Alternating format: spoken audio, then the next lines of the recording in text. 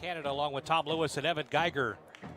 Shadow Creek jumping out on top, a 13-0 lead with just at the 2-minute mark here left in the first period. They'll kick off left to right as Alvin will set up for their third possession.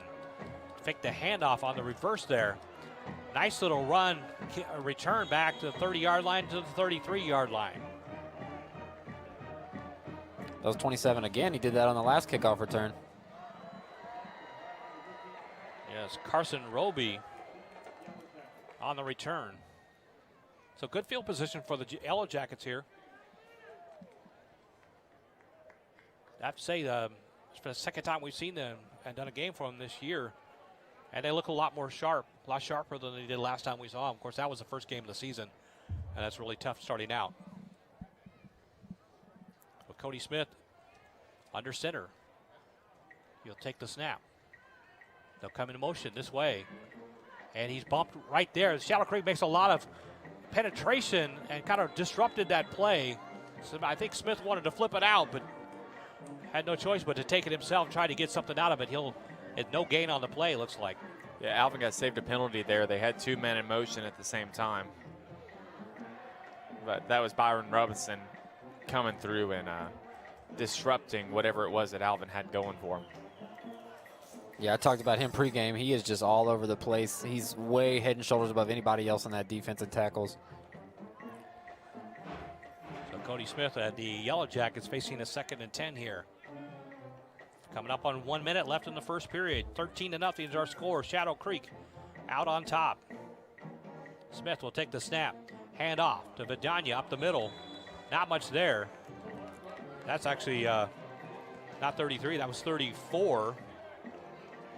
That's Cole Ernst. We saw quite a bit of him in game number 1 when we did the start of the season. Another good running back in the stable for Alvin. Brings up a 2nd and 10, or actually, they're not keeping up with it on the scoreboard. I'll look across, it's 3rd, and it looks about 3rd and 7 here. They're gonna make my job difficult tonight. Smith under center. He'll take the snap. Fake the handoff, try to take it himself, but nothing much there at all, as the Shadow Creek defense will push him back. Now, Shadow Creek runs an old Wade Phillips 3-4, and so their defensive linemen are trained to punch and read. They're responsible for 2 different gaps, right?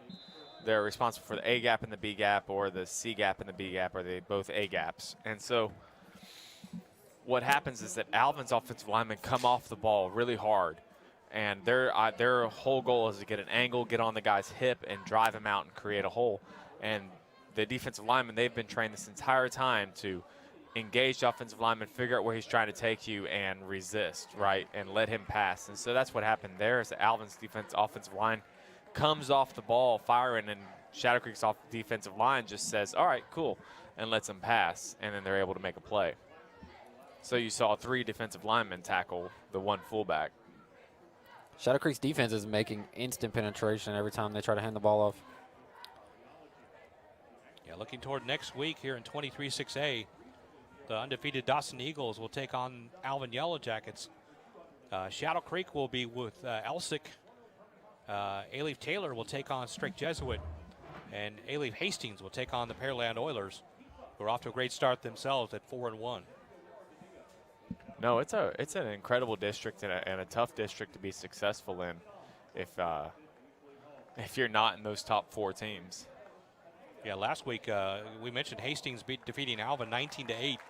Shadow Creek blanked a really good Strake Jesuit team 33-0, while Pearland defeated Elsick 42-13, and Dawson all big over Alief Taylor 39-0. So both those Pearland teams, the Oilers and Dawson, they've had a good team over the few years, and certainly not disappointing this year, as they look pretty powerful this year as well. I mean, and Strake Jesuit's one of the best coached teams in the state. I mean, they're Colby Kubiak and that whole crew there, they've done a really good job of coaching a good team. So just starting the second period now, though. Flip the field. Alvin will punt it away. And Shadow Creek, it'll roll out of bounds around the 37-yard line, 38-yard line where they'll mark it. So Shadow Creek will come up on their third possession. They've scored 2 touchdowns on their first 2 possessions. Didn't Shadow Creek play strict Jesuit last week? Yes, they defeated them 33-0. Yep.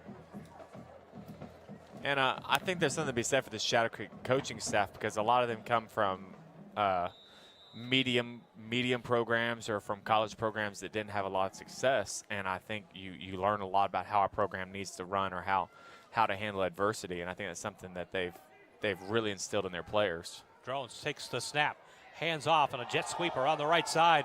Leaps over a defender. Great run around the right side. Didn't even get the number. Is that Kenyon Pascal again? It's like 86. That's Chris White. So another new name for Shadow Creek. They just keep reloading here. He'll take the snap. Calvin Brown around the left side. A lot of room to run. Past the 40 to the 30 in a foot race. Down to the 20. They'll take him out of bounds around the 13-yard line. That was actually Isaiah Jackson. Or Isaiah Harper, excuse me. Isaiah Harper around the left side instead of Calvin Brown. Huge hole around that left side. A lot of room to run. Riviera managed to take a good angle and make a stop, or else that was going to be 6.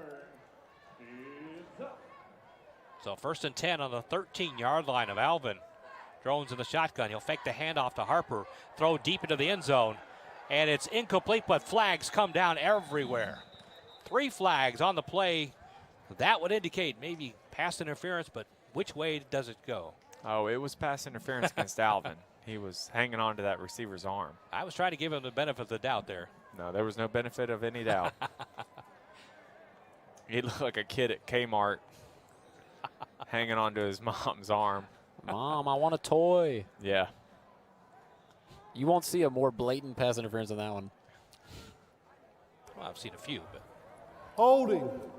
Number 38 defense. But the old saying, you've got Half the beat. distance, automatic first You might as down. well hang on. Hopefully the refs don't see it.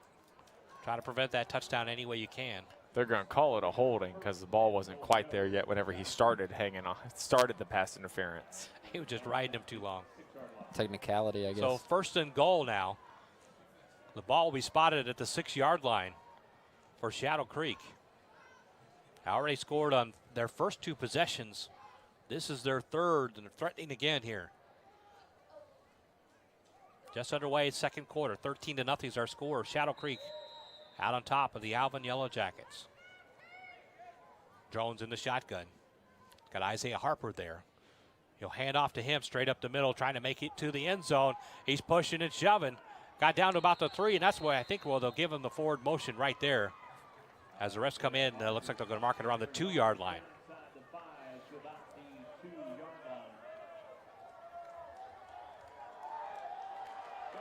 But he got it around to the 5, and the lineman started pushing him, shoving him, trying to get him into the end zone. Got a couple extra yards there. So 2nd and goal here from the 2-yard line. Drone still in the shotgun. Single wide out right and left. Hands off, but the ball is on the turf. Goes bouncing forward. We'll see who comes up with that. Alvin says they have it. And the ref says they've got it too. So a turnover by the Yellow Jackets on a goal line stance. They turn the Sharks back. That ball was never in the hands of Isaiah Harper. On the exchange, went bouncing forward.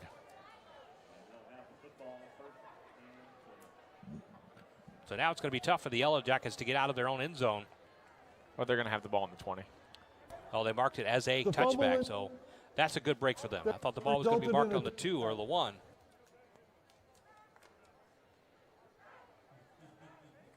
But it is it's a long football field, and they hadn't had very much on their side of the getting across the 50. Well, good break for the Yellow Jackets. See if they can work on that and improve on that as they turn the Sharks back. 10:15 to go here in the first half. Alvin trails 13-0. They'll come in motion. Bloom will come in motion, and they throw a pass to the left side. That's Trevor Bacco in a quarterback. Complete past the 25-yard line.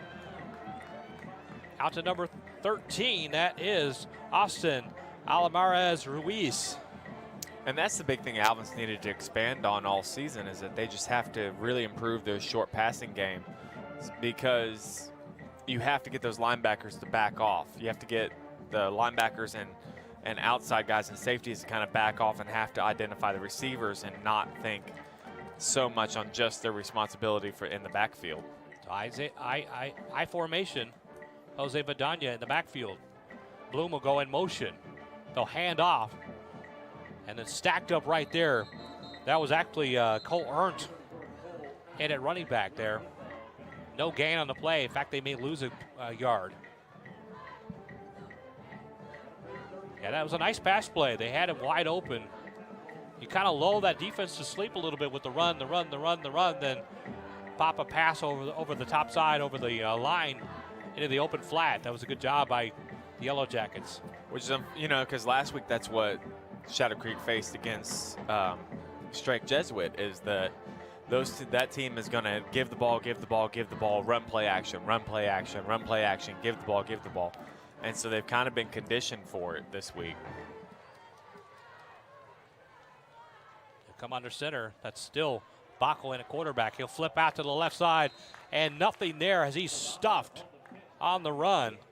Vidania this time had no place to go. About the time he got the ball, he was stuffed and dropped right there. That'll bring up 4th down, though. Be forced to punt it away. But I think to add to what you were talking about, Tom, is that the element of surprise of the pass, if you only pass twice a game, you hope to get big gains off of it. You pick your spot, so to speak. It's that line from The Dark Knight, right, where you can never trust an honest man. Here they go, rolling the dice again. Looks like they're going to go for it here. And maybe thought better of it. Maybe they wanted to see what Shadow Creek was thinking. They ran up to the line like they were going to run a play. 4th and 4 from their own 26-yard line. It's pretty bold if they're going to go for it here. Which is a lot of what I think about the Kubiaki offense, like that true pro offense, or like a wing T, like what Alvin runs, is that you can never trust the honest man, the guy who you know is going to run the ball on 4th and 4. They just might pass it. They just might go deep. They just might go, running a smash route combo or something like that. When you generally what it's going to be are these really quick slants from the outside in, because their offensive linemen don't know how to pass block, right? They get off the ball and come off on people. So you're trying to run these really quick slants and things like that. So, you do have this element of surprise. The biggest issue is that it's hard to get outside on the Shadow Creek team. You just saw it on the toss, is that they ran a fairly good toss play and had lead blockers, and just the entirety of Shadow Creek's backside was there before the ball got there. They have a lot of speed on defense, man. You're right. So 4th and 4. Looks like they're set up to go for it. Either that or going to try to draw them off sides. Bacco in a quarterback. He's under center. And they take a timeout. Looks like that's what they were trying to do. Maybe draw the Sharks off sides.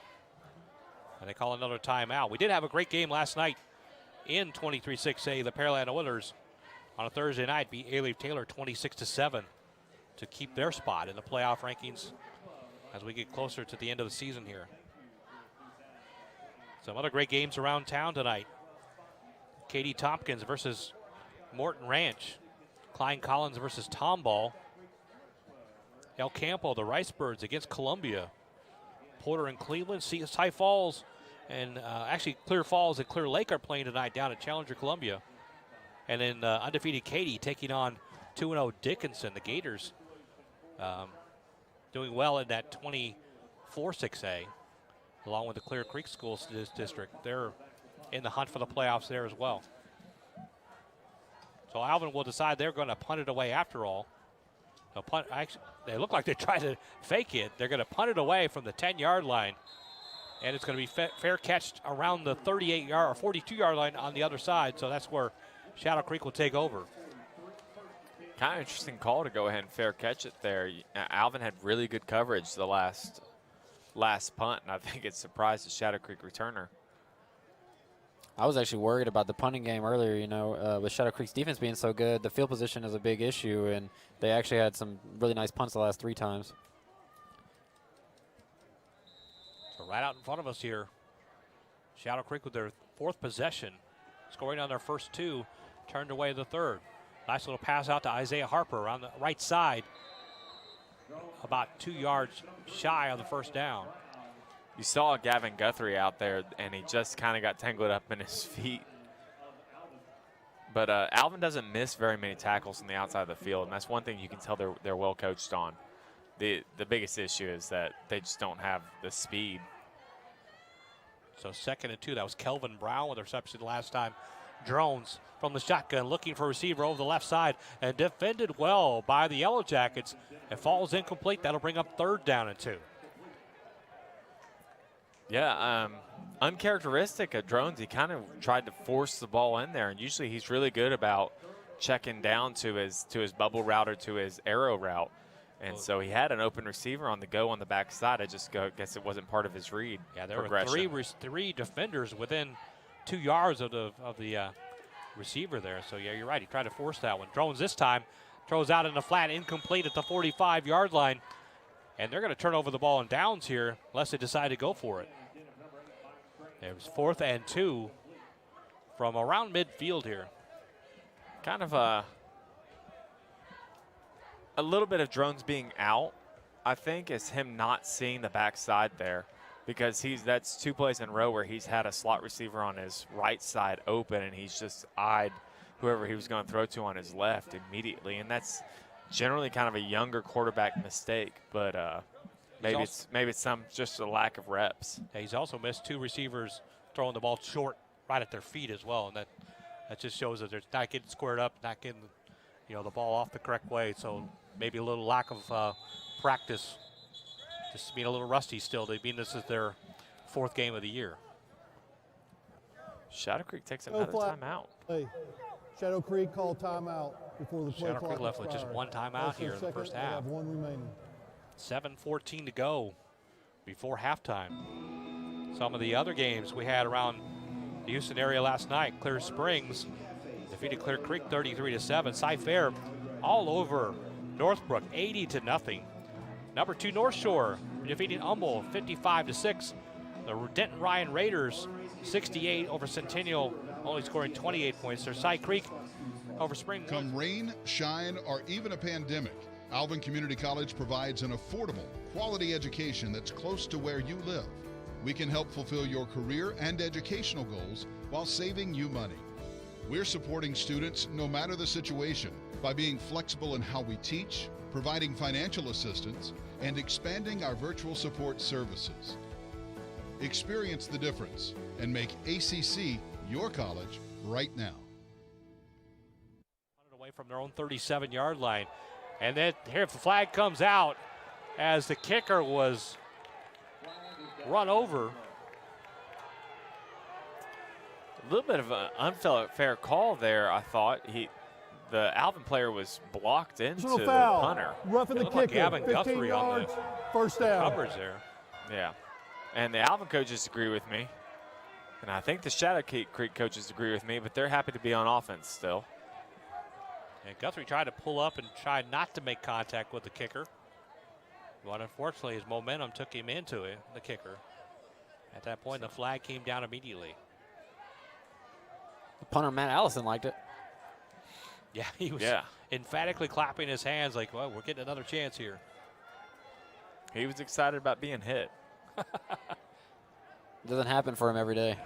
No. So they're going to move the ball on the penalty. That's where soccer players fit the best in. Hey, can you make it look like you're hurt? There's no flopping in football. Oh, there's flopping in football. Are they giving out fines like the NBA does? So they'll move the ball down to the 34-yard line of Alvin. Fresh set of downs for Shadow Creek. Drones in the shotgun, looks to his left. He's got a receiver right there at the 30-yard line, down to the 25 and to the 20-yard line. He hits Lawrence Armstrong on the reception. Armstrong caught the touchdown pass earlier on their first score. Yeah, and it wasn't a good matchup for the bubble there. You know, you felt like Alvin was kind of playing a 3-over-2 look on that side with a really shallow safety, and they went ahead and threw it to him, and they got a first down because they're faster than them. But that'll be a tough call against a team like Foster or Katy. Hands off to Kyron Brown up the middle. Not much there as the Yellow Jackets stuffed that run. They may give him 1 yard, but not much gain at all in that play.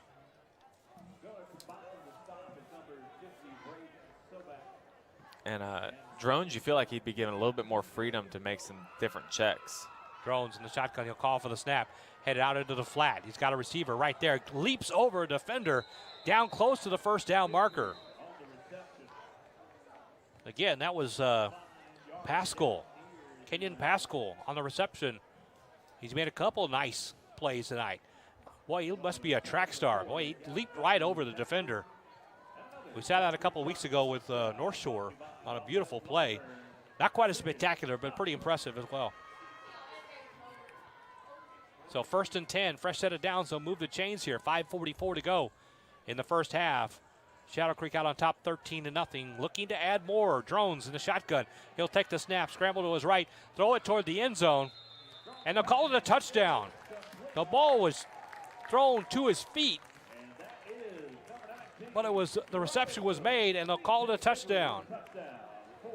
C.J. Guidry's 5th touchdown catch of the season already, and this is only their 4th game. Guidry did a great job coming back to Drones.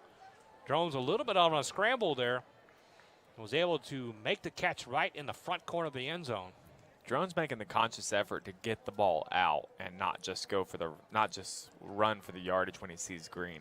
So the extra point is up, and it looks to be good. And it'll bring our score to 20-0 with 5:30 to go in the first half. We'll take a break. This is Alvin ISD football on KACC.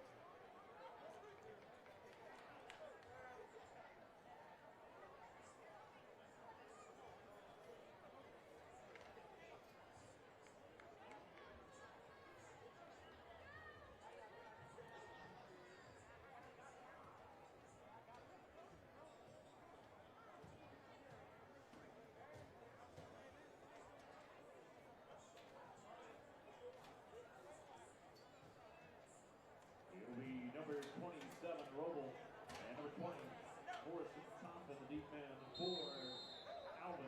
Touchdown for Shadow Creek. They lead 20-0 with 5:30 to go here in the first half.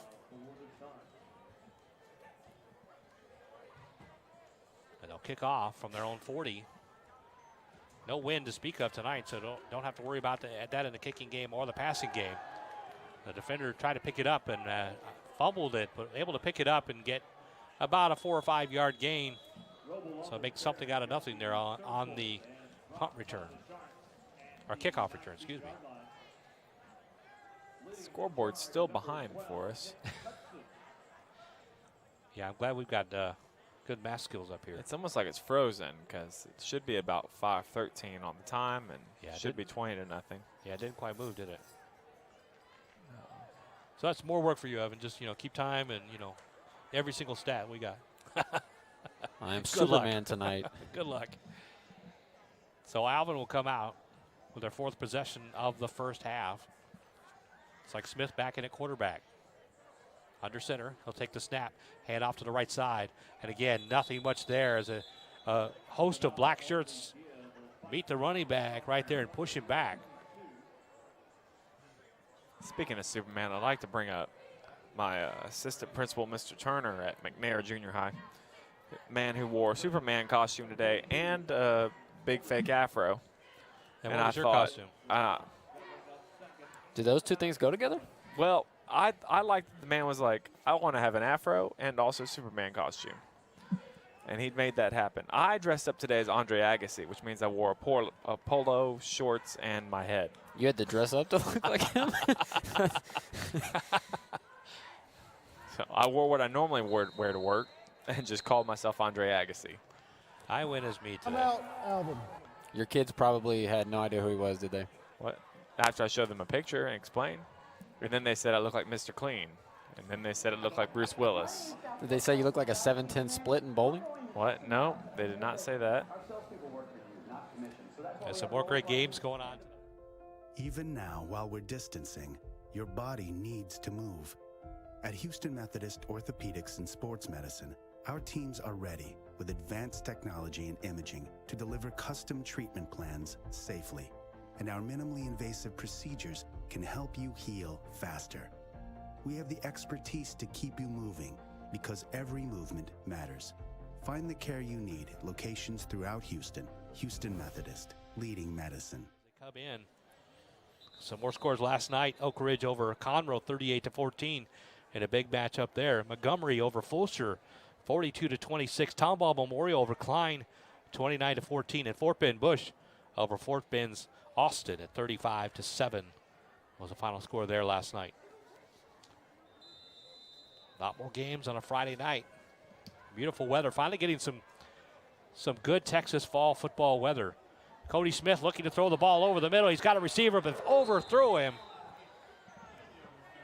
Boy, the receiver out there, Daniel Bloom, had a couple of steps on the defenders and was overthrown by about 5 yards. It looked like he stumbled a little bit, but he had definitely had a lot of daylight ahead of him. Yeah, he almost did a Daniel Jones there. Daniel Bloom doing his best Daniel Jones impression. But he was able to keep his feet and not go to the ground. And of course, he wasn't on a touchdown run either, but yeah, raise your hand if you've never done that before. So 13-0 is our score here at Freedom Field. Beautiful night for football. Another great crowd here for Shadow Creek and Alvin, both AISD teams. We'll take the snap straight up the middle. To Vidania again. Not much there. Vidania, senior running back. I bet they never would have guessed if Alvin would have threw the ball back-to-back times. Well, I think that's the first time I've seen somewhat of a deep pass for them. They're trying to complete about a 40-yard pass through the air. Every time the pass is pretty much, in the flat, out across the gap, so to speak, or the slot. So 4th and 4, they'll be forced to punt it away from their own 10-yard line on the right hash mark. He'll kick it. He'll land around the 50-yard line, picked up around the 42. Around the left side, a little bit of room. Up past the 40 on the other side. One man to beat the kicker. He looked like he went out of bounds, but no, they're saying it's a touchdown. All the way down the left sidelines. C.J. Guidry. Looks like he's going to have a block in the back call down here about the 50. C.J. Guidry committed to U of H. Going to be a Cougar next year. Showing that speed tonight. Looked like he stepped out of bounds several times, doing a little tightrope action down the near sidelines. And the flag comes out just at the 49-yard line of Alvin. 7 receiving team. I thought the kicker had him. I was actually really impressed there. First down. Yeah, usually when you're an athlete, you have one man to beat. That's the kicker. Usually not much of a challenge there. Looked like he was just trying to kick him out of bounds a little bit, but Guidry goes all the way, and all for naught as they're going to call it back here.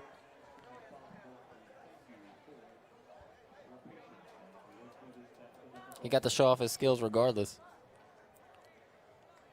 Yeah, he's done along with Hancock. Great speed on the wide receivers on the outside for Chiron Drones. Hancock played a lot of significant time 2 years ago as a junior, or as a sophomore, in fact, as they headed for that championship game against Highland Park. Didn't really call his name all year long until about the third round of the playoffs. He had a great game against Cedar Park, the Wolverines up in College Station. We did that game.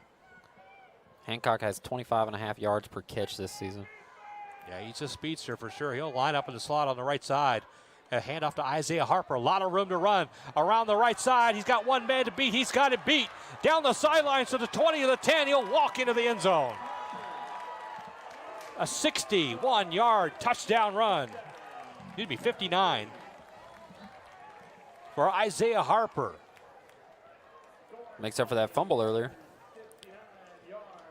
Well, that was kind of an old kind of an adaptation of the old Lombardi sweep. You saw Shadow Creek pull both guards, and both of the guards kind of take tight pulls and create that alley that you always see the video of Lombardi talking about the alley. We're going to run up the alley, and they created the alley, and the running back ran up it. So even though the scoreboard says 13-0, we know it's 27-0 with a good extra point here. And that would indeed make our score 27-0. Shadow Creek, 3:04 to go in the first half. We'll take a break. This is Alvin ISD football on KACC.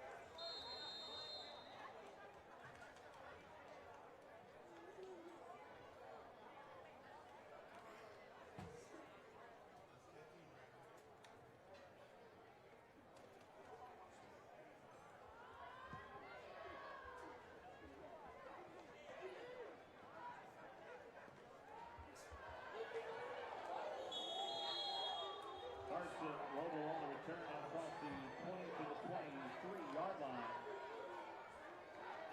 Going to be met hastily by number 22, Jason Scott. And the shot.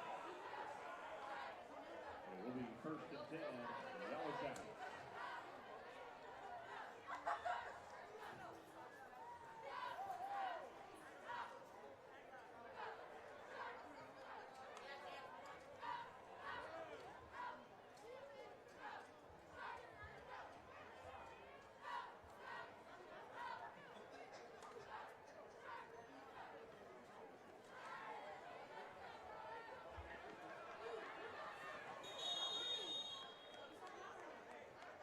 It was number 20, Kelton Morrison Compton. On the pitch play, he'll take it for about 9 yards. Credit 33, Terrence Cooks with the tackle for the Sharks. 2nd and 1, Alvin.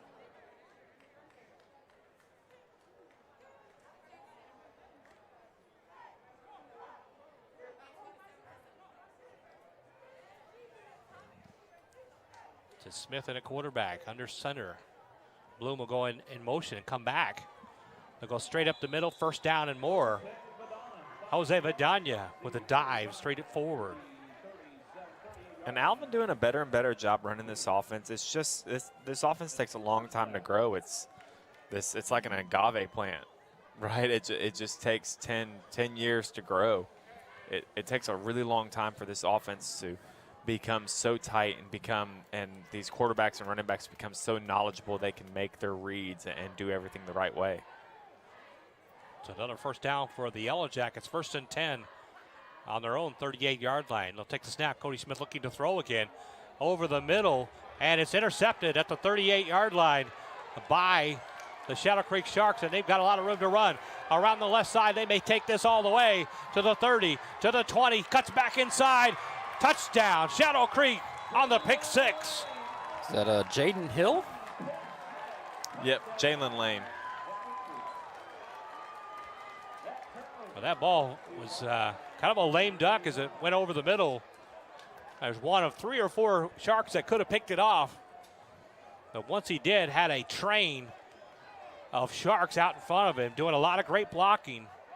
Made a nice cutter on the 20-yard line. Made it into the end zone for the touchdown. That will make it, was my math, 33-0? 34. Yeah, hence the extra point. It'll here. be 30. 34 with the extra point. Yep. Miss Garcia, if you're listening, my algebra teacher, we do have to do math and sports. The kick is up, and is good. That'll bring our score to 34-0 on the pick six. 1:16 left here in the first half. We'll take a break. This is Alvin ISD football on KACC.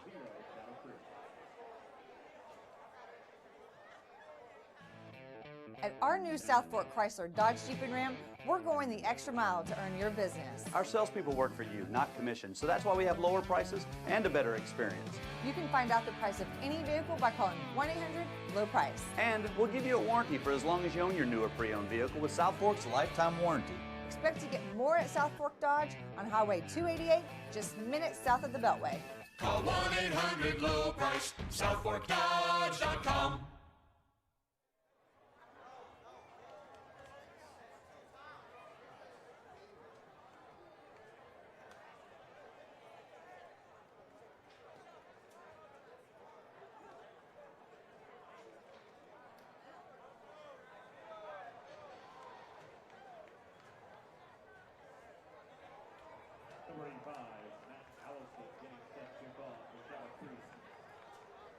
David Kennett along with Tom Lewis and Evan Geiger. And folks, if you haven't decided what you're going to do for trick or treat this year, or if you're going to have it at all, keep Alvin Community College in mind. They'll be collaborating with the Alvin Parks and Recreation Department to host the annual trick or treat trail tomorrow night at ACC. The free drive-through event will begin at 6:30 and end at 8:30. You can enjoy a safe, friendly environment. As many as 50 vendors around with the local businesses to pass out candy and other treats. Of course, social distancing in mind, and masks are required. So join ACC tomorrow for the trick-or-treat trail as we're one day before Halloween. Beautiful full moon tonight. So we've had 2020 with the craziness of the COVID. Now we have a full moon Saturday night Halloween. So what more is in store for 2020? One can only imagine. But as I told my students, I'm just old enough to remember when it was 2019, we were like, man, I cannot wait for 2019 to be over and us to see what 2020 brings. We seem to say that every year, but I think we have a lot of reason to say that this time. You know, sometimes I think it's kind of like no matter what place you go in the country, people will tell you, oh, the weather here is crazy. It can be snowing one minute, summer the next, my man. And it's literally every single town in America will tell you that. But yeah, this year's bad. The 109 to go here in the first half. Trevor Bockel in a quarterback. Head off straight up the middle. Looks like Vidania. Not much there. They'll move it. That's Cole Ernst. 34 on the carry, just 1 yard. As we're inside a minute here in the first half. Our score 34-0. Shadow Creek out on top. And Alvin doesn't really have a hurry-up speed. Yeah, very purposeful. Again, Bockel still at quarterback. Cole Ernst behind him in the I formation. He'll fake the handoff, take it himself, and slips at the 10-yard line and goes down. It'll be a loss of about 3 yards here. Bockel had the pitch man out there, but slipped on the turf and went down. So 10 seconds and counting here at the end of the first half. And Alvin doesn't look like they are in any hurry to get the playoff, and they won't, and we'll go to halftime here. So halftime, our score 34-0 Shadow Creek. We'll take a break and come back. This is your home of Alvin ISD football on KACC.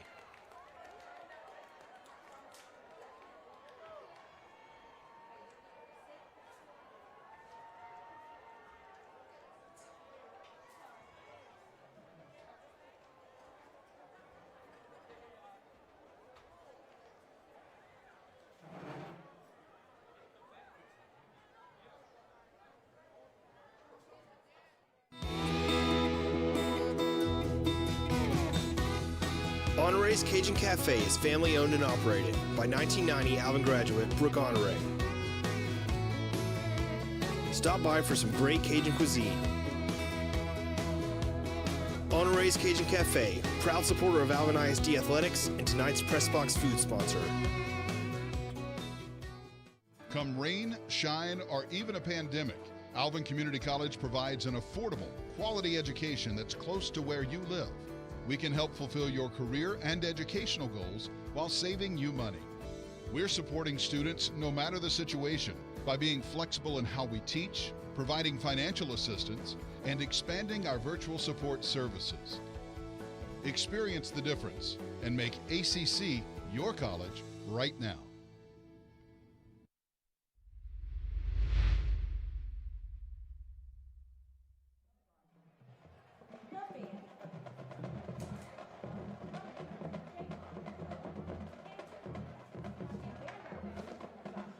Diana Garcia, Fred Patrick, Cody Holmes, and Devin Green.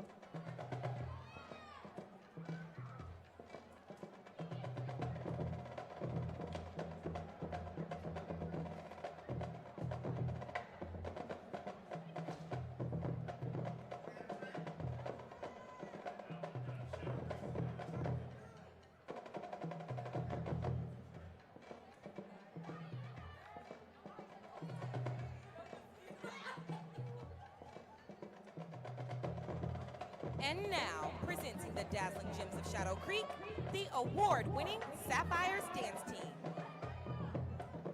The Sapphire Spirit Girl of the Week is Jaslyn Richardson. Leader of the Week, Leah Brown. And Dancer of the Week, Layla Donato. Our Sapphire Social Officers are Michelle Caldwell, Vice President Mega Rajiv, and President Mia Robinson.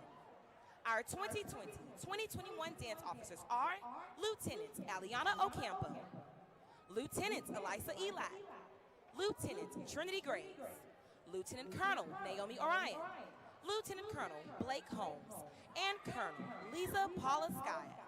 Prepare to be dazzled as the Sapphires illuminate the field.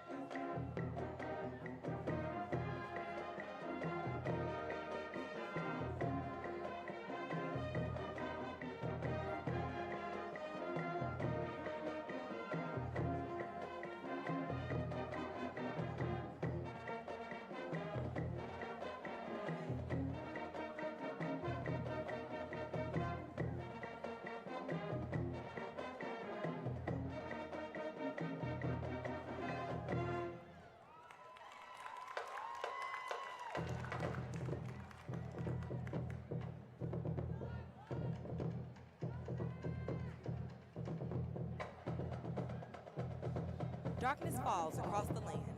The midnight hour is close at hand. Creatures crawl in search of blood to terrorize y'all's neighborhood.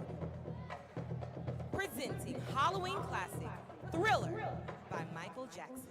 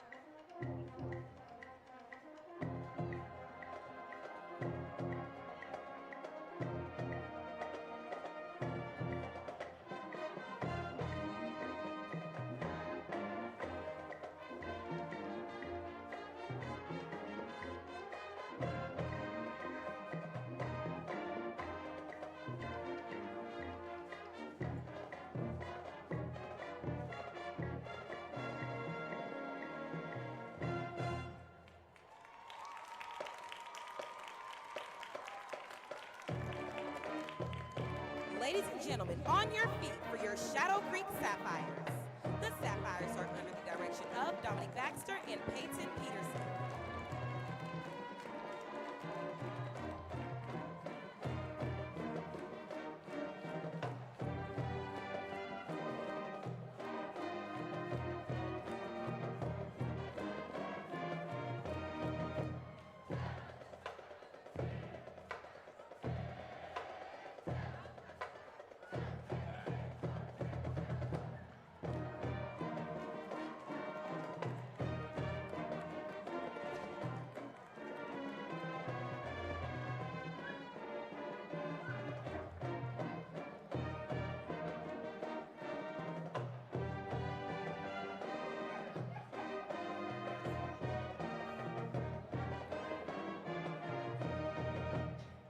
Let's hear it one more time for our Shadow Creek Band, the Sapphires, and cheer.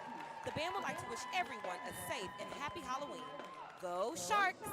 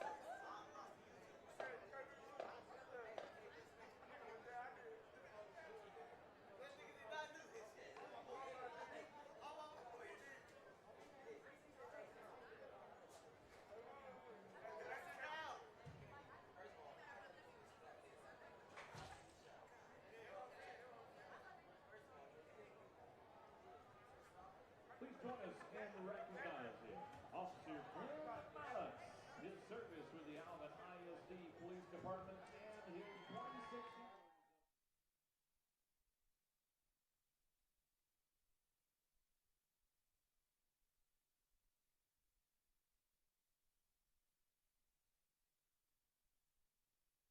Career in law enforcement with the Galveston County Sheriff's Department in 1994. In 2007, he transitioned to serve the students and staff of Alvin ISD. He had the privilege of being assigned to Manville High School when it first opened and worked on that campus for 5 years. He then spent the next 5 years serving the students and staff of Harvey Junior High.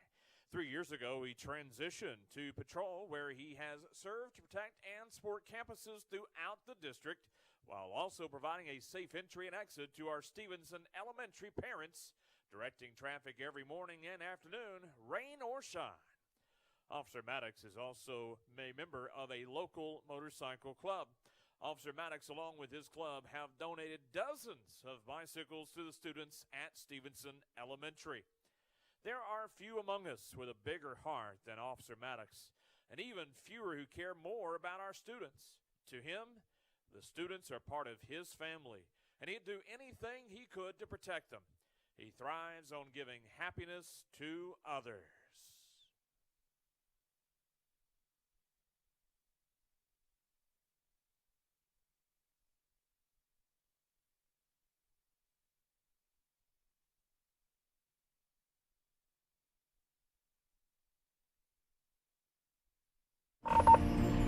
3938. I've been a police officer 27 years. Who are Jay? And you get close to these kids. And when you get close to them, they become your family. You gonna be really big. I have 3 families. I have my family. I have my motorcycle club, a police officer friend and family I ride with, and then Alvin ISD is my 3rd family. So I treat all these kids like they're my own. Instead of, Officer Mag, they call me Papa, it just made them really, seem that they getting close to me, that we can go talk to him like he's one-on-one, I see kids now that's graduated now, if they come up to me and say, Papa, I knew they were from Manville High School. If they trust you, they're gonna come to you for everything. So I tell them, I say, if you need something, come talk to me. If I can't help you, we'll get somebody else to help you. But most of the time they come to me, we work it out. End of this month, I'm retiring. Oh, yeah. So, but happy retirement. I've been fighting cancer for the last 2 years, so it's getting kind of, the point where I want to do a few things before, I get too sick to where I can't do stuff. It don't feel that different yet until the day I get up and, okay, I don't have that uniform put on no more. I won't be wearing this gear no more. I won't, be getting on the radio no more. I love sports, and my last official game that I would work would be the Shadow Creek playing Alvin High School. And the good thing about it is my seniors, when I left Harvey Junior High, some of my senior boys, they're seniors this year, so I would be there for some of them playing the last game that I worked for them. So, I'll be there to see them. Thanks, Lynn. bye, y'all. Y'all have a good day. You too. I'm gonna miss it. I'm gonna miss it more than I know. It just hasn't set in on me yet. Ladies and gentlemen, please join us in congratulating Officer Maddox on his retirement with the Alvin ISD Police Department. He will be missed by the students, staff, and fellow officers of Alvin ISD that you have worked with throughout the years. We wish you the very best in your retirement. Ladies and gentlemen, one more time, please put your hands together for Officer Glenn Maddox.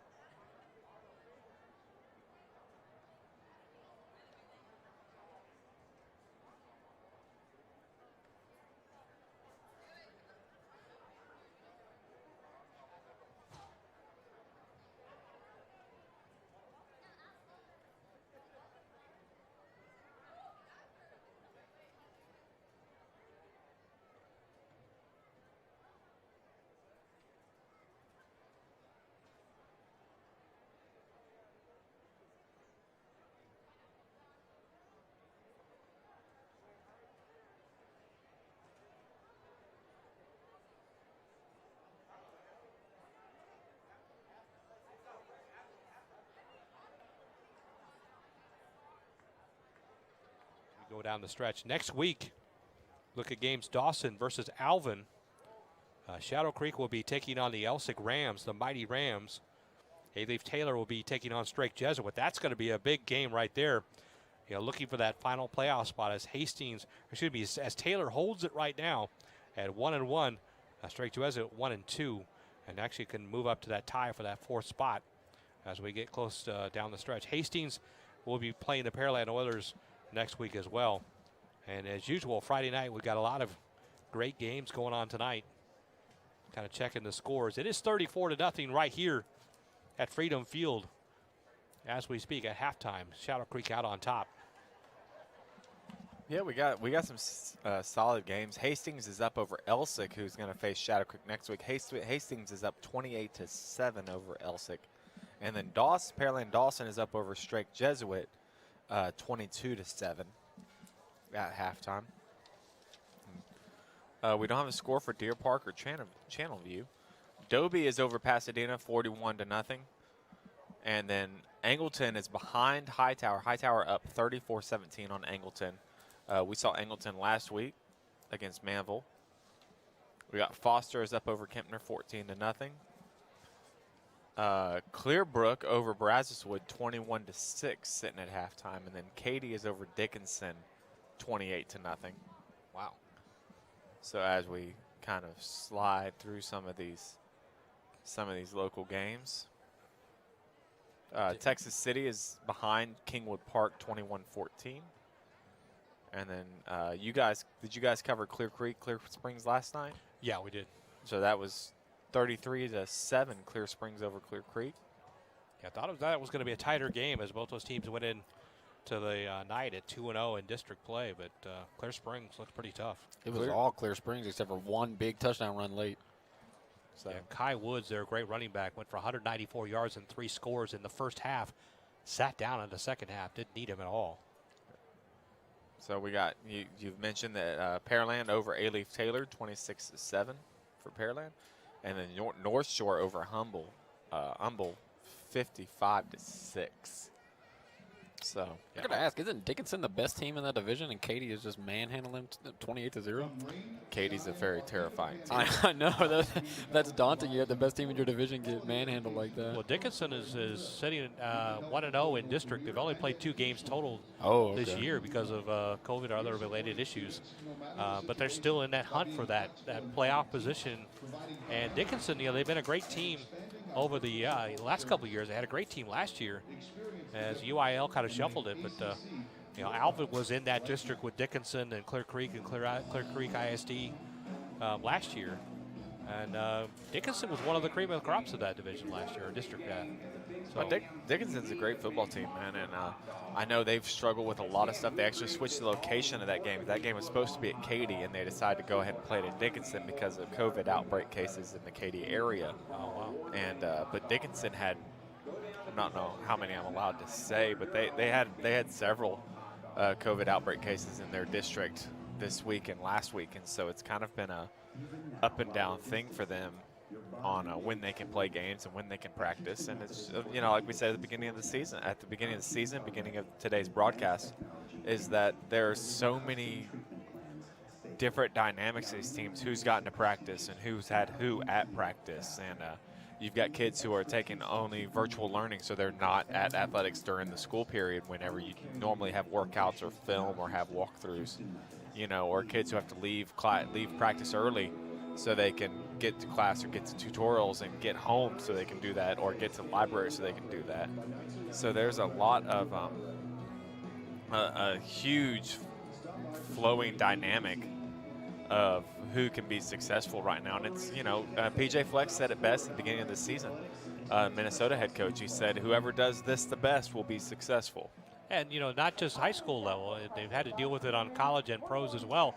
In fact, the latest news came during the game we were doing last night that Trevor Lawrence, the all-star quarterback for Clemson, has come down positive with the COVID, mild symptoms, but he's going to be out this week in the game. So they're having to really deal with that even on the pro level, as we've seen several games having to be not canceled, but just kind of shuffled around. So, like you said, anybody that deals with it the best way, and having to go through that adversity is going to come out on top. And this is certainly going to be a season in all levels of football that we'll always remember. Yeah, and if anybody can handle adversity, it's the guys over there in the burnt orange. You know, they've had so much, and I hate to harp on it, man, but it truly, we were just talking out in the common area of the press box with some of the school district authorities and council members and stuff like that. It's these kids have gone through a lot, man, to just be high school kids, and you really feel for them and the fact for what their journey has been, and you hope that they can turn this high school experience they've had into something positive in their college experience, or as they graduate high school and go to work and live and become leaders in their community, and the thing that you're trying to constantly build. Yeah, we're going to let you know about our next game here on KACC. We're idle next week on November 6th, but November 13th, boy, we've got a heck of a matchup for you. These Shadow Creek Sharks will be taking on the Pearland Oilers right here at Freedom Field, and that's going to be a heck of a matchup for both those teams. We're going to be seeing a really good game then. No, it'll be a solid football game. And it is fun to watch Shadow Creek, man. They are a talented team. They're well coached. And I think that's a big thing that people miss on Shadow Creek is that they're this talented and they are well coached. You know, they have that much Division I talent, and they are disciplined defensively, offensively. They're tight. They don't make too many mistakes. They're still a little rusty. They're not quite at their top form, but that might come out to help them later, is that they're going to peak if they let's just assume that they can take it to regionals or take it to semifinals at state. It's the fact that they will peak at that time period offensively. That will be their absolute best, and their healthiest at the same time. Yeah, we've seen when Shadow Creek can peak at their offense, they're pretty dangerous and scary for any team. I don't care what your name is across the state of Texas. They're going to have to deal with these Shadow Creek Sharks for sure. No, it's a terrifying thing to watch sometimes. I mean, such a balanced team, offensively and defensively. They've got talent all over the board. And the team speed is what always impresses me, both on offense and defense. But Alvin has looked pretty good tonight. We'll have to give them some praise. We saw them opening night of the season, and, opening night of the season when the COVID was still fresh and everything. Everything was up in the air, and it was understandable that Alvin was a little shaky. Both teams we covered that night were a little shaky. The Stratford Spartans came in as well, looking like they haven't had much practice, which they hadn't, because of the COVID issues. But tonight I've seen an incredible improvement over the last few weeks from the Alvin team we saw week 1 to the Alvin team we're seeing tonight. No, it's been a huge change, but you can see that there's constantly personnel changes, even at the quarterback position, which is the anchor of this offense. The quarterback's the guy who has to make 2 reads every single snap, and they have a lot of movement going on around there. So it's an ever-changing cast, and that just adds more fluidity to an offense that really needs stability, that really needs kids who have run this their whole football career. Yeah, Cody Smith started out at quarterback, and they brought Trevor Bockel in later on, so they may be doing a platoon system there. But Cody Smith looked really smooth on the fakes and the handoffs early on in that game, or in this game, excuse me. So he did throw that interception, though. Yeah, the one pass he did attempt was, I don't know if it was tipped to the line, but it certainly floated up like a dead duck and picked off by the Shadow Creek Sharks, accounting for one of their touchdowns as they lead this 34-0. No, they and you could see on that interception that he's, Alvin reception-wise, they have 1 or 2 receivers. Their formation is 2 receivers, so Shadow Creek doesn't have to work too hard to cover both of them. You saw he just basically threw into quadruple coverage, and the receiver never even got near the football. I was honestly under the impression that earlier in the drive, the receiver was wide open and he just threw it up. So I thought that he maybe thought he was going to get the same exact look. He could just throw it up. But no, there was about 4 Shadow Creek defenders on that play within the area of the ball. Yeah, we talked a lot about Shadow Creek and Alvin tonight before they're facing each other, but the Manville Mavericks doing a great job this year as well. 5A Division I rankings on top. Denton Ryan, Highland Park, they're always up there. Lancaster at number 3, Cedar Park, the Wolverines at number 4, the Foster Falcons sitting at number 5, and right behind them, the Manville Mavericks rated number 6 in 5A Division I. So they get a lot of pub. They did a great job against North Shore a couple weeks ago, and I really thought, minus a couple of mistakes that they made, they went toe-to-toe with one of the best teams in the nation. So we're getting ready for the second half. Our score 34-0 here on a beautiful night. Stars everywhere, big, huge moon, just before Halloween. And if you're thinking about taking your kids out trick-or-treating, think about Alvin Community College with a trick-or-treat trail. Tomorrow night at 7 o'clock, it's a drive-through event. Socially distanced, of course. Masks are required, but a lot of vendors there. You just drive through and do a little drive-through trick-or-treating for the kids. Just think about that tomorrow night. Certainly be a safe event that Alvin Community College is putting on. That's a good thing. Lots of organizations doing trunk or treats and things like that. Kind of safe alternatives, safe and socially distanced alternatives to trick or treating this So I year. think socially distanced is going to be the new Webster word of the year, as adding into the dictionary this year. Alvin will kick off on the starting the second half. Shadow Creek will pick it up around the 20. Nice little open spot all the way up to the 50-yard line, just over midfield. That's where Shadow Creek will take off for their first possession of the second half. Daquan Lewis on the return. That might be their only chance to get a return tonight, so it seemed like he wanted to make the most of it.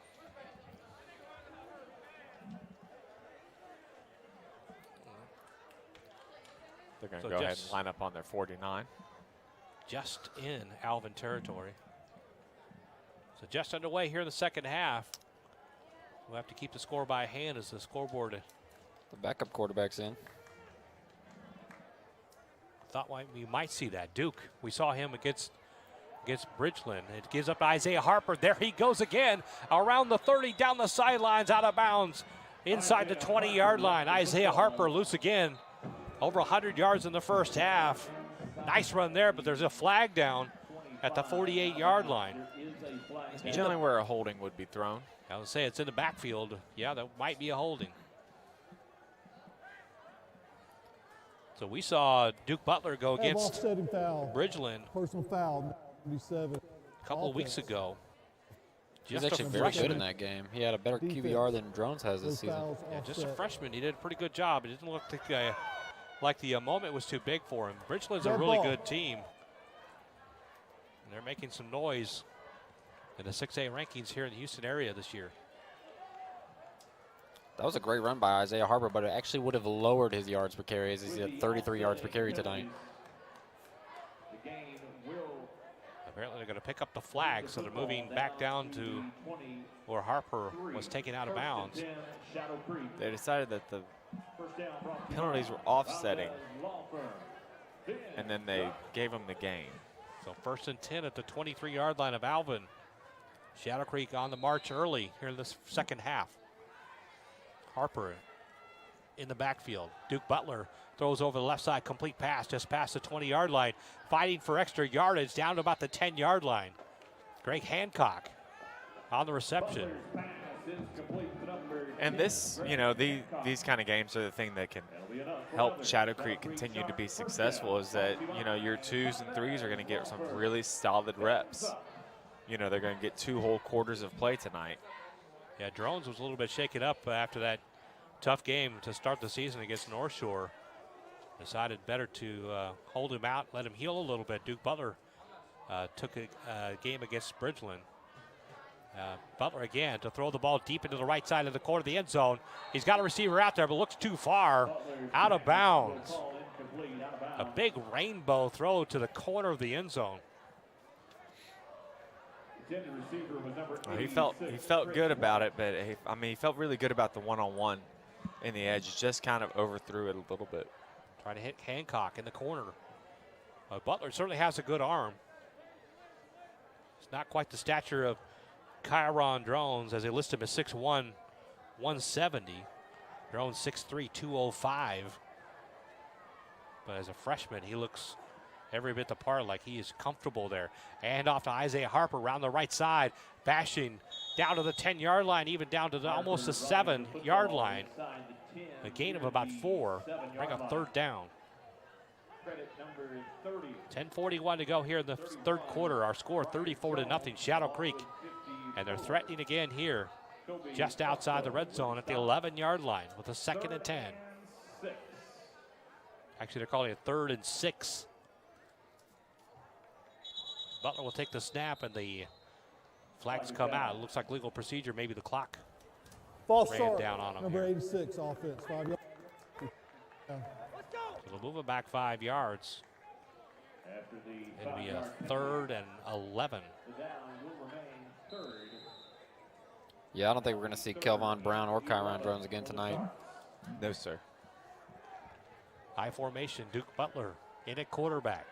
Isaiah Harper dotting the I. He'll fake the handoff, roll out. Butler looking for a receiver. He gets it off in the hands of a Alvin defender, and the flag comes out at the point of the reception. Flag is down. It was an incomplete pass, but a flag comes out just at the 9-yard line. That may be pass interference on Alvin again. Yeah, conferring among the referees. We'll see what the call is here. Defense holding. At the Yeah, distance. defensive holding. The First down. DB had his hands all over the receiver, but Duke Butler made a heck of an effort just to get the ball off. I tell you, I didn't get the number of that Alvin Yellow Jacket. He was all over Butler. I don't know how Butler got out of that, but he managed to get it out of it and get the ball off at the same time. So great job by the freshman quarterback, Duke Butler. I'm going to say the penalty was on Matthew Trevera because the referee just had a nice little talk with him after the play. So that'll be 1st and goal from just outside of the 5. They'll mark it at the 6-yard line. And the referees are blowing the whistle again. We'll see what this is about. 34-0 is our score. Just underway here in the second half. Shadow Creek out on top. Apparently just resetting the ball. So here we are, 1st and goal here for Shadow Creek. Hand up to Isaiah Harper up the middle, leaps over the line. Gets about a 4 or 5 yard gain down to about the 3. No, I expect you'll see mostly 2nd and 3rd string skill guys at least the rest of this game, and not just because you need to get those guys reps, but also you have to remember half the Shadow Creek coaching staff are all Alvin graduates or Alvin alumni, and this is a team that's within your own district that you know they've gone through so much in just this season. Even you're not going to go in there and run up the score. You're going to run the football and run your plays and run your offense. Butler the shotgun. He'll take the snap, roll to his right, and he's buried right there at the 10-yard line. Great job by the Alvin defense. There you go, Colton Smith playing both ways.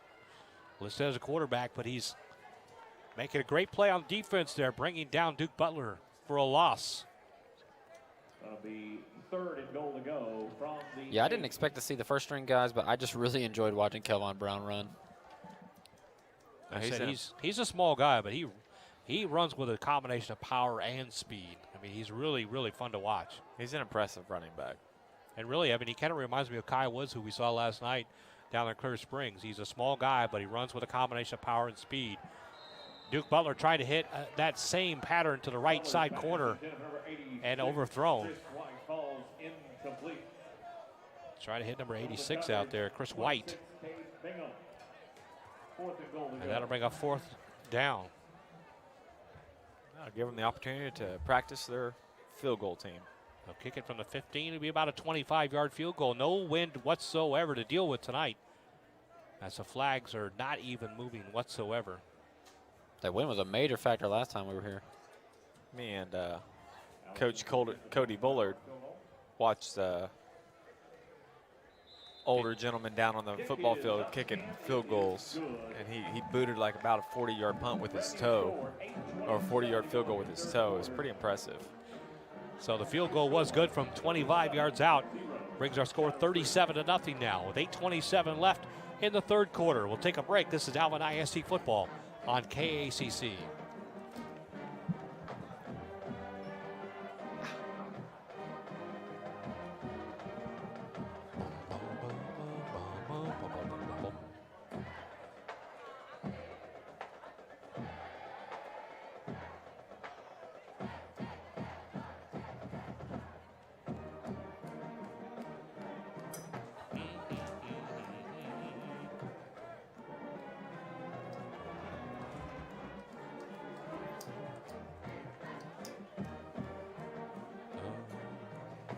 I thought maybe we could continue his clock on this.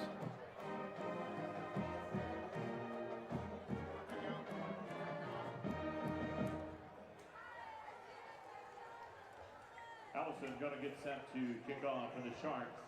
Deep in, number 20, Kelton Morrison Coffin, and 27, Carson Roble for the Yellow Jackets. Field, David Canada along with Tom Lewis and Evan Geiger. A third 25-yard field goal puts the score 37-0 now. Shadow Creek out on top. They'll kick off from right to left in front of us here. We fielded at the 30-yard line, return up to about the 35, and that's where Alvin will start their next possession here. Number 16, Daniel Bloom on the return. I just watched number 43, Donald Sias, just blow up a blocker and get to that tackle. Oh, yeah, you're right. I just saw it on replay. It's pretty good job there. First and 10, Yellow Jackets. So 8:22 is what we have left here in the third period. And with that field goal, 37-0 is our score. Shadow Creek looking to improve their record here to 2-2, though, even it out. Still a long way to go in this game. Smith will hand off straight up the middle. It's like Jose Vidania on a carry, maybe a 1-yard gain.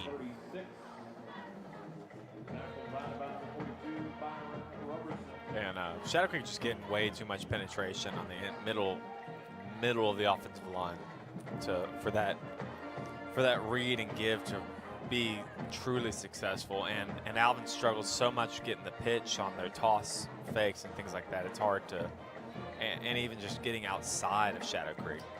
So 2nd and 9, Smith under center. Twins to the right side.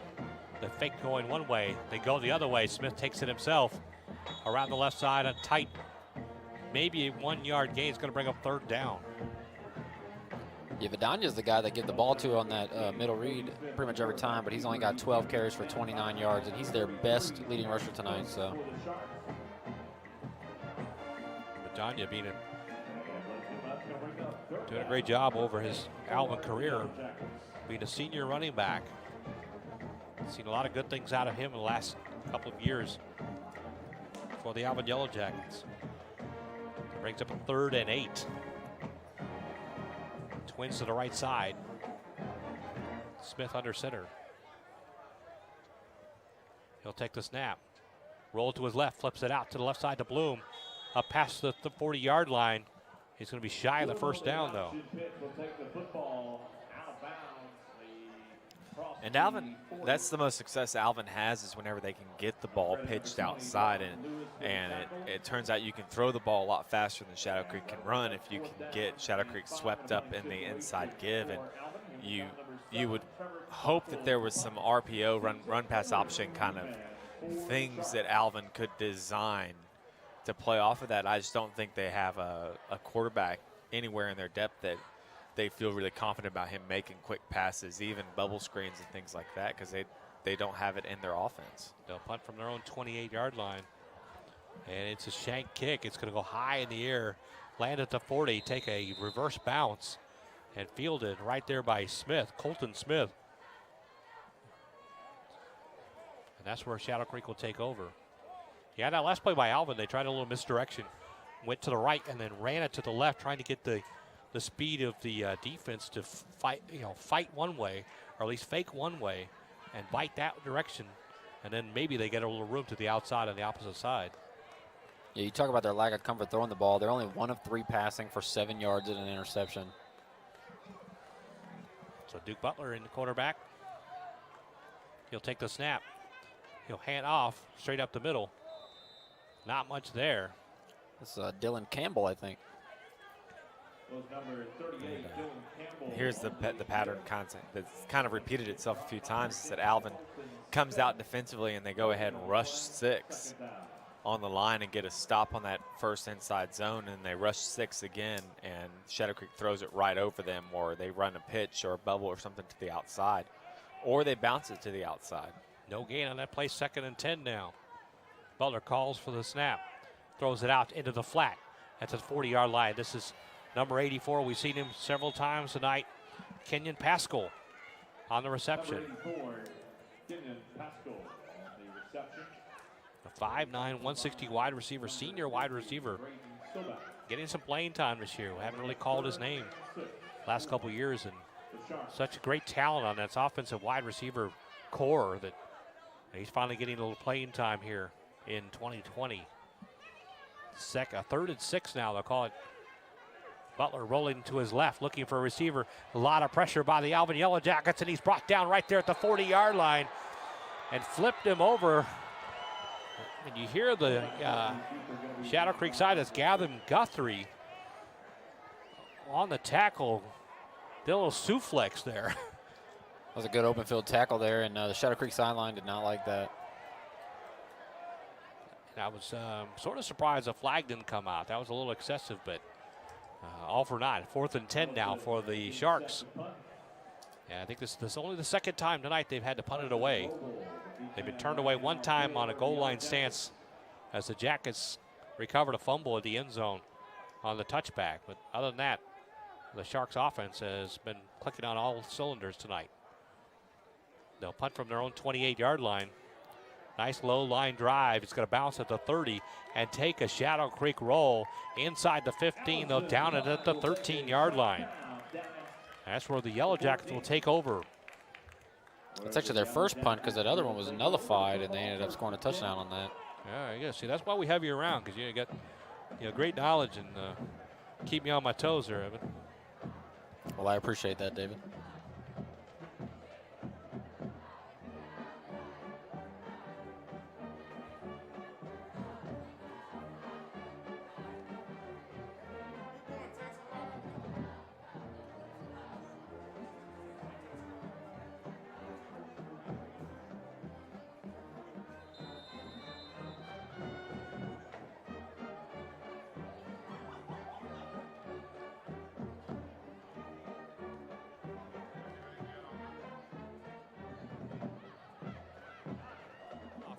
Flip it to the left.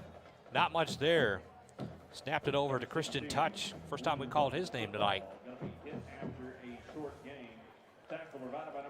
Alvin's gone back and forth from Smith and Bockel at quarterback. Bockel just a junior, Colton Smith a senior. Excuse me, Cody Smith. There's a Colton Smith and Cody Smith. One on defense, one on offense. Cody Smith is in at quarterback for Alvin. Seems like they trust Bockel throwing the ball more, but Cody Smith with the option a little more. Yeah, Bockel's still in there under center. He'll take the snap, fake the handoff, looking to throw the ball. A lot of pressure. He'll roll to his left, get the ball off, but no receiver downfield as it falls harmlessly around the 35-yard line. And that'll bring up 4th down. That ball was about 15 yards away from the nearest receiver.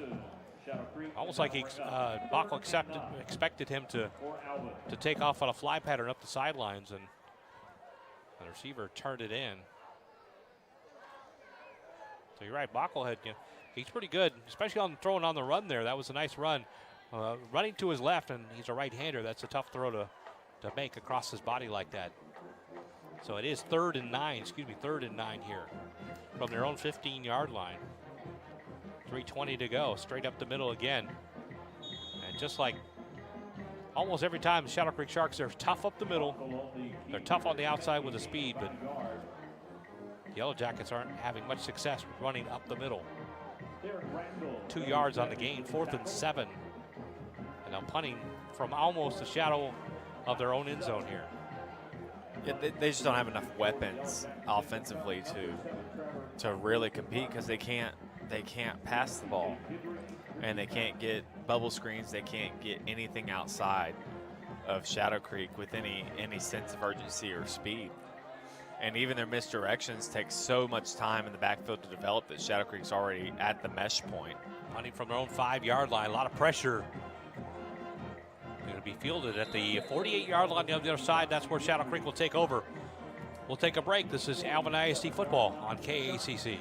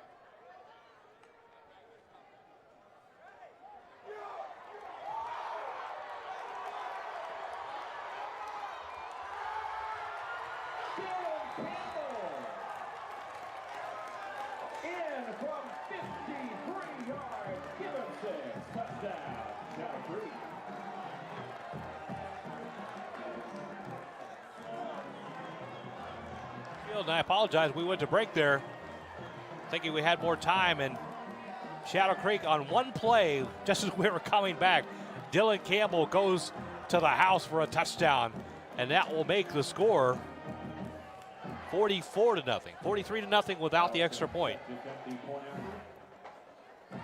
And the extra point is up, and it is good. So that will take our score to 44-0. Shadow Creek out on top, and now we will take a break with the change of possession. This is Alvin ISD football on KACC.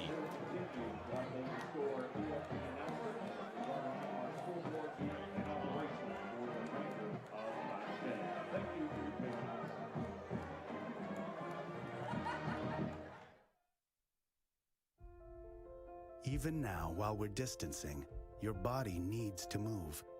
At Houston Methodist Orthopedics and Sports Medicine, our teams are ready with advanced technology and imaging to deliver custom treatment plans safely.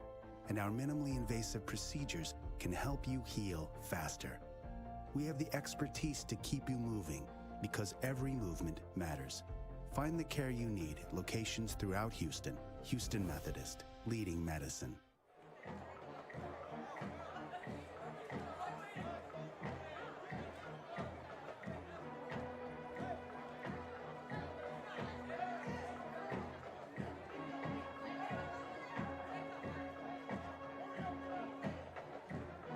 Field 2:12 left in the third quarter. Shadow Creek with that score by Dylan Campbell now leads 44-0 against the Alvin Yellow Jackets. Alvin will get the ball back here on the change of possession. Beautiful night, good crowd tonight down here at Freedom Field. Beautiful fall Texas football weather. They'll field it right there at the 30-yard line, push back. No gain on the return. They may give him forward progress for maybe 1 yard. That's what they'll do. They'll mark it at the 31. But yeah, that last play we missed was a touchdown run by Dylan Campbell. One run from 53 yards and a touchdown. Yeah, boy, he went around that left side, got the sidelines. And just like every other running back for Shadow Creek, the speed. You know, Dylan Campbell, he's 5'9", 210. You might want to call him like a fire plug. He's a small, short guy. Looks like he'd be good at the short yardage, but he showed a lot of speed going around that left side. He hit the gap hard, and he shrugged off a tackle down about the 15-yard line, and it was just over for there. So 2:07 left here in the third period. Smith in and quarterback again, goes to the left, reverses to the right. He's dropped right there as the Sharks make great penetration on defense. Into the backfield, number 43, Donald Sias. Excuse me. With Tom, I'm looking out there, Terrence Cook. You see him right at the 30-yard line. He's got a big, huge club on the left hand, like he's had some kind of injury, but that's not going to stop him from playing. Actually, that's number 31. Terrence Cook is on the sidelines now, probably not playing, but I noticed that earlier. He's got it wrapped up all the way almost to the elbow, but he was still playing. One of the leading tacklers for Shadow Creek. Man, don't need both hands. Not when you're in defense. Smith on the rollout left. He's going to flip it wide to the running back. That's actually Bloom. He loses the ball. It's picked up by Shadow Creek. And a turnover by the Alvin Yellow Jackets. That was a long pitch out to Bloom, and Bloom couldn't handle it. Before he fumbled it, that actually looked like one of their best plays of the night. It looked like a really solid play. I thought the pitch was a mistake. So he had a really solid gain without it, but then they were able to get the ball a little wide. It's just these mistakes that continue to haunt Alvin. It just seemed like a long pitch, about a 10-yard pitch. Usually it's a little tighter than that, but you know, Bloom was able to handle it, took 2 steps, and the ball just scored it out. And great pursuit by this Shadow Creek defense, as we've always seen. 3 or 4 players right on top to recover it. So Duke in the shotgun. He'll take over right there at the 25-yard line. Hands off, or up the middle. Bowling pass to the 25, down to about the 22-yard line. That's their 4th running back. Yahir Torres, it looks like. I'm running out of room on my stat sheet, to be honest with you. It's like a preseason baseball game. New names and new numbers to keep up with, along with the scores. The scoreboard shows 2-0 Shadow Creek, but we're keeping tabs of it up here in the booth for you. Just 34 seconds and counting here in the 3rd quarter. 44-0 Shadow Creek out on top and threatening again. Torres again up the middle, pulling a couple of defenders with him. Down inside the 20 now. Yeah, I've got to say I'm a little disappointed because I really enjoyed watching Kelvon Brown run. Then they take him out. Harper does really well. I enjoy that. And then Campbell gets a nice run. And now we're down to Yahir Torres, who I've never heard of before. So he's going to get some good looks here. I know Harper had 100 yards plus at halftime. And he added to that in the second half as well before they showed him the bench and start to play some of the underclassmen here. So we'll flip the field at start of the 4th quarter here. We'll take a break. 44-0 Shadow Creek out on top. This is your home of Alvin ISD football, KACC. Come rain, shine, or even a pandemic, Alvin Community College provides. At our new South Fork Chrysler Dodge Jeep and Ram, we're going the extra mile to earn your business. Our salespeople work for you, not commission, so that's why we have lower prices and a better experience. You can find out the price of any vehicle by calling 1-800-LOW-PRICE. And we'll give you a warranty for as long as you own your newer pre-owned vehicle with South Fork's lifetime warranty. Expect to get more at South Fork Dodge on Highway 288, just minutes south of the Beltway. Call 1-800-LOW-PRICE, SouthForkDodge.com.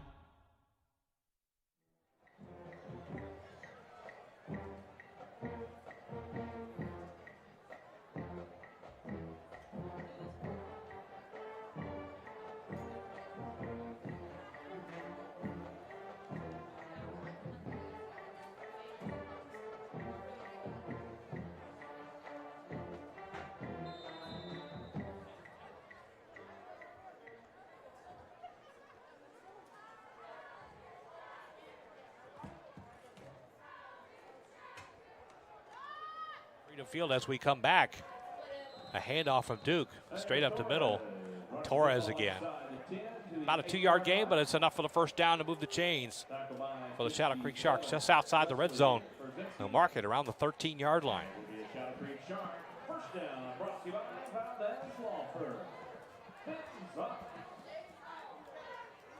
Just underway here in the 4th quarter, 44-0 is our score. Shadow Creek out on top. But Alvin still showing fight. Trying to stay in this. Handoff again. Up the middle. Bowling his way out to the 5-yard line. I got to say, we've never seen Torres before, but he definitely looks like a power back. He's just lowering his shoulder on every run. Yeah, Torres listed at 5'9", 170, senior running back. Alvin finally getting some penetration on the 2nd string offensive line. They just, you saw the linebacker run right past the running back with the ball. Duke Butler has gone the entire way here in the second half for Drones as they built up a nice lead at halftime. Getting Duke Butler a little bit of more experience as he played one game against Bridgeland earlier in the season. Hand off to Torres again, fights his way past the 5 down to about the 3-yard line. Yeah. Gavin Guthrie, the Energizer Bunny of the Alvin defense, man. You can see that kid running everywhere he goes, and he's involved in every single play. I was wondering if Shadow Creek might put their 3rd-string quarterback in at some point, but they don't even have one on the roster. No, Duke probably needs the reps. Certainly impressed with Duke Butler as he, in that game against Bridgeland, Bridgeland came in with pretty high-powered offense and defense, and even with Duke Butler, a freshman quarterback, the moment didn't look too big for him. He did a great job keeping Shadow Creek in that game. He'll take the snap himself around the left side, down to about the 2-yard line, maybe a 1-yard gain. Butler on the quarterback keeper will find yardage inside the 3 to the 2-yard line. Tackle by number 21, Elijah Harris. First and goal to go, Shadow Creek Sharks. First and goal in the 2, it looks like.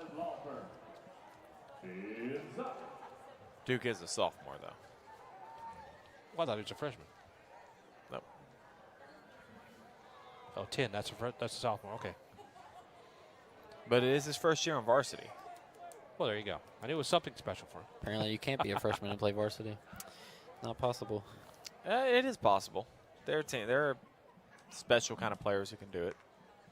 Butler takes a snap, gives up to Torres again. He'll get into the end zone this time. Going straight forward.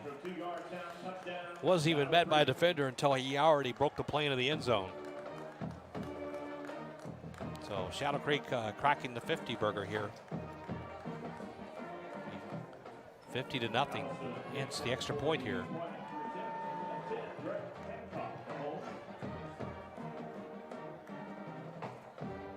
We call that half a hundred. Half a hundo. They'll take the snap. The extra point is up, and it is good. So 51-0 is our score as we take a break here with 9:03 left in the fourth quarter. This is your home of Alvin ISD football, KACC.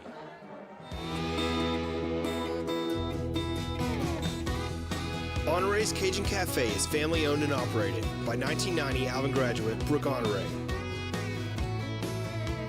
Stop by for some great Cajun cuisine. Honore's Cajun Cafe, proud supporter of Alvin ISD Athletics and tonight's Press Box food sponsor.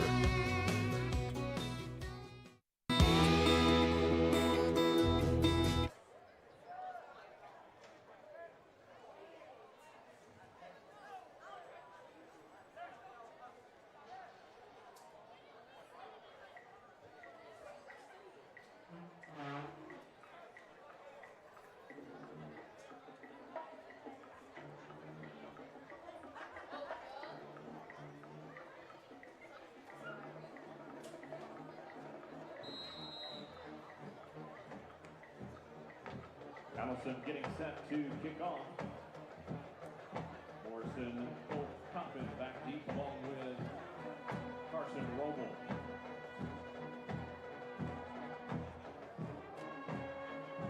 After scoring their latest touchdown, lead 51-0, kicking off left to right. Alvin will fair catch it around the 29-yard line. They'll mark it actually right at the 30. Oh, check that. 27-yard line on the left hash mark where they'll take it here. Tom, if you're Alvin, are you throwing the ball here? No.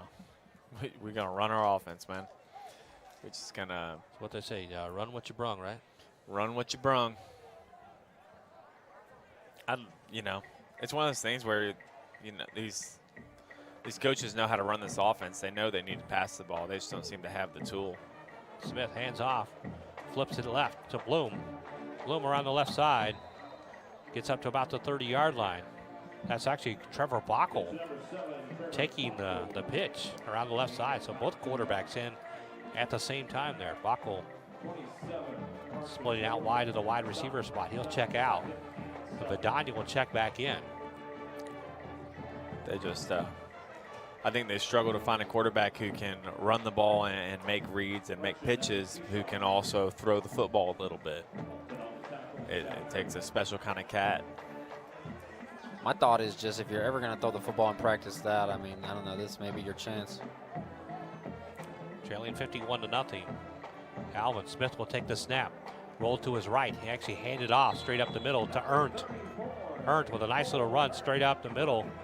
About a 5 or 6 yard gain will bring up 3rd and 3. But Smith is really great on the deception. You know, hiding that fake and handing the ball off. Jaden Hill and 32, Kylan Jackson. Going to leave a 3rd and 2 for Alvin. So Alvin making some changes here.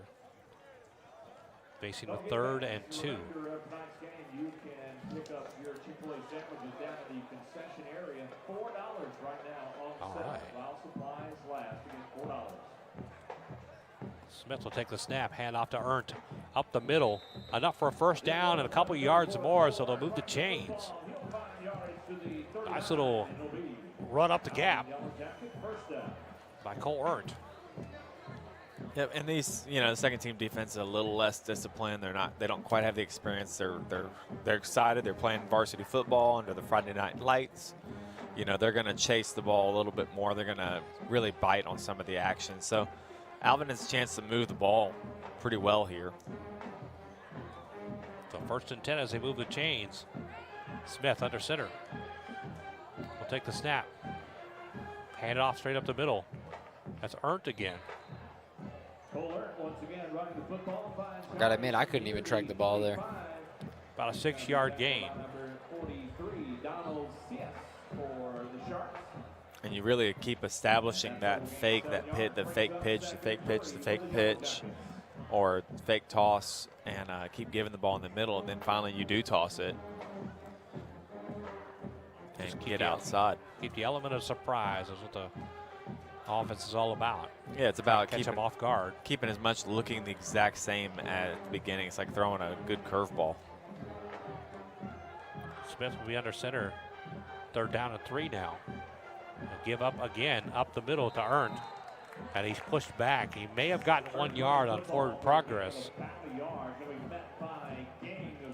You know, you talk about the element of surprise for this wing T offense, and so you look at the teams that run this in the collegiate ranks, like Georgia Tech, and you know they run it really well, and it's just one of those things where you'll see they go 3 of 3 passing for 140 yards, because when they do throw the ball, it's a big play. Everybody's loaded up in the box, but they haven't had the success throwing the ball that they need. Yeah. Well, like Army's been running for years, but I don't think they've thrown the ball more than 10 times in 3 years. Keep it on the ground. It's a 3rd down and 2 now. They'll call it from the 47-yard line. Up tight. Smith looks to keep it himself. He's bullying forward. Looks like he's going to get enough for the first down on second effort. And they will move the chains. Another first down for Alvin. So a nice little drive here with 5:05 left in the game. Yeah, that's one of the big interesting parts about, you know, the colleges that run this is they get to recruit guys out of high schools like Alvin. You know, recruit guys who've been brought up in the system and know how it works. Because it's hard to teach a kid who plays football at Shadow Creek how to get down into a 4-point stance as an offensive lineman and really fire out. I always thought it was interesting that Calvin Johnson went to Georgia Tech, one of the best receivers. And Smith under center. He'll hand off straight up the middle. Again to Ernst. Not much there. Maybe we'll give him a yard.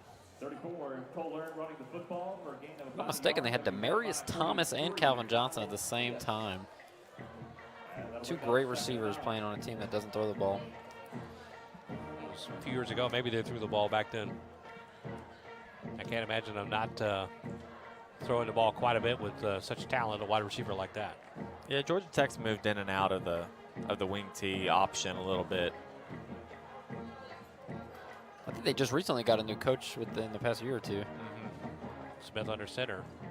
He'll take the snap, give up to Ernst again. Actually, he'll take it himself, flip it out to the outside. About a 4-yard gain around the right side. It's going to be about 3rd 5. Yeah, 3rd and 5 for Alvin. KMC, Kelton, Morrison, Kaufman on the pitch. Run KMC. Yeah, it was a nice run for him, though. He caught that, and he just lowered his shoulder and got a couple extra yards. Yeah, that's going to be a hard thing to really concentrate on when you're running full speed. You know the defense is pursuing, and you got to catch that ball in the pitch on the run, secure it, and still get yardage. Good job by Kelton Morrison Kaufman. I'll take the next snap as Smith tried to go around the right side, and he's caught from behind by the Shadow Creek defender. Almost lost the ball, but he was able to gather it back up. They'll bring up 4th down here. And that's we talked this all season. It's a trait of this offense is that you're going to lose the football, and you hope the more you run it, the better you get at not losing the football. But it's going to happen. It ends up on the ground. Even the Navies, Armies, and Georgia Techs of the world put the ball on the ground a little bit more. Well, there's a certain element of danger or risk when it comes to flipping the ball out like that, and we've seen it happen a couple of times for Alvin tonight. And there's room to be really successful with this offense, especially at the high school level and at the college level, where you run something more like almost like a bone and shoot kind of offense where you're. Come rain, shine, or even a pandemic, Alvin Community College provides an affordable, quality education that's close to where you live. We can help fulfill your career and educational goals while saving you money. We're supporting students no matter the situation by being flexible in how we teach, providing financial assistance, and expanding our virtual support services. Experience the difference and make ACC your college right now.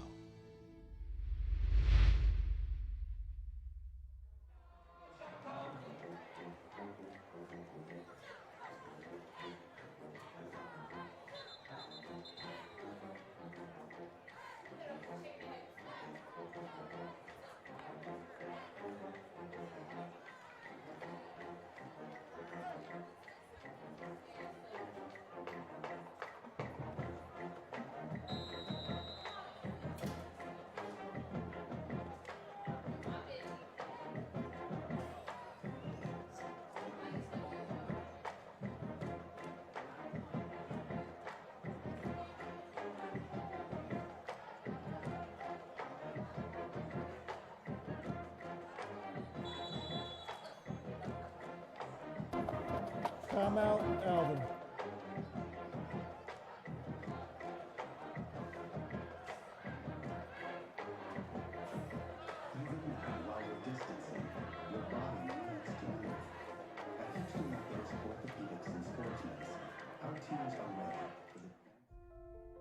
Even now, while we're distancing, your body needs to move. At Houston Methodist Orthopedics and Sports Medicine, our teams are ready with advanced technology and imaging to deliver custom treatment plans safely. And our minimally invasive procedures can help you heal faster. We have the expertise to keep you moving because every movement matters. Find the care you need at locations throughout Houston. Houston Methodist, leading medicine. Right there, that's where Shadow Creek will take it over, leading 51-0 here. Just 2 minutes, 2:09 left here in the game tonight. And then it kind of turned into the run and shoot look with University of Houston and that whole thing that's kind of slowly turned into the spread in college and high school ranks and then through the college ranks. And truthfully, the teams like those Alabamas and Clemsons of the world, they can get anybody they want. They can pick up 4-3 receiver, people who run 4-2, 4-3 40s, and there's no need to make them run real tight wing T offense when I can just say run as fast as you can and let's see if you're faster than everybody else on their defense. Duke again in quarterback will take the snap, hand off the left side. Nice little run past the 20-yard line. They'll probably mark him down at the 20. That's Torres again. Because I'll maintain that you can scheme and diagram as much as you want, and at this level of football, at the end of the day, athleticism is going to win. Yeah, I would agree. I mean, this offense, it looks like something out of 1940, but I could imagine if you have a team like Manville with those great running backs that they can really have some success in that. But You could. I think it's tempting to turn to it. The biggest thing is that it's such a low-scoring offense, and it's hard to come from behind. Let's imagine that Shadow Creek's playing a school, a really good wing T, and they score 2 or 3 touchdowns on big plays like they have. It's hard to come from behind with it because you take so much time just driving the football down the field. The snap for Torres again, up near the first down marker, and it will be a first down to move the chains for the Sharks here. Just outside a minute left here in the game, leading 51-0. It looks like Shadow Creek's just kind of mosey on up to the line and either kneel it here or run one more play. Well, 24 seconds on the play clock and 48 on the game clock. They probably just take a victory formation here, and that's all is said and done here.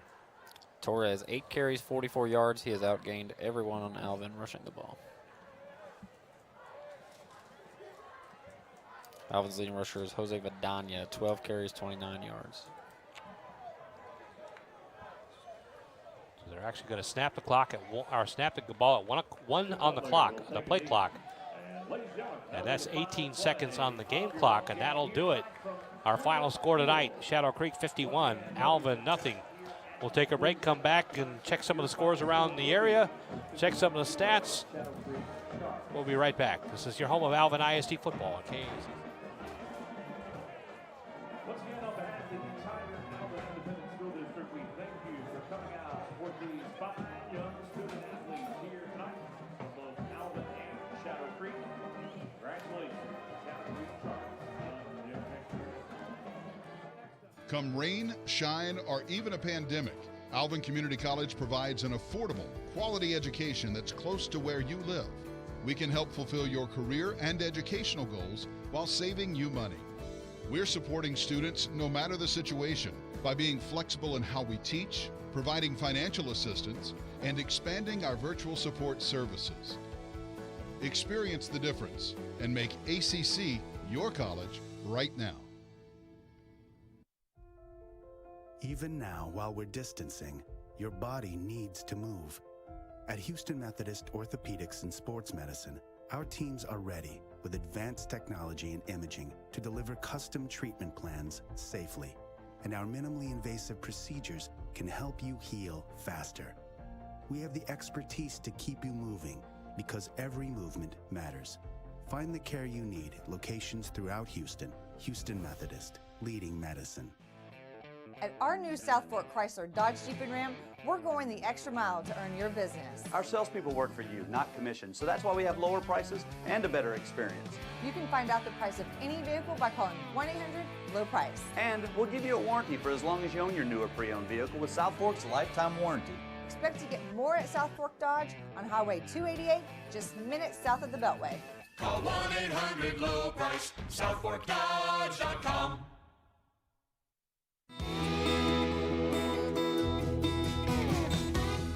Honore's Cajun Cafe is family owned and operated by 1990 Alvin graduate Brooke Honore. Stop by for some great Cajun cuisine. Honore's Cajun Cafe, proud supporter of Alvin ISD Athletics and tonight's Press Box food sponsor.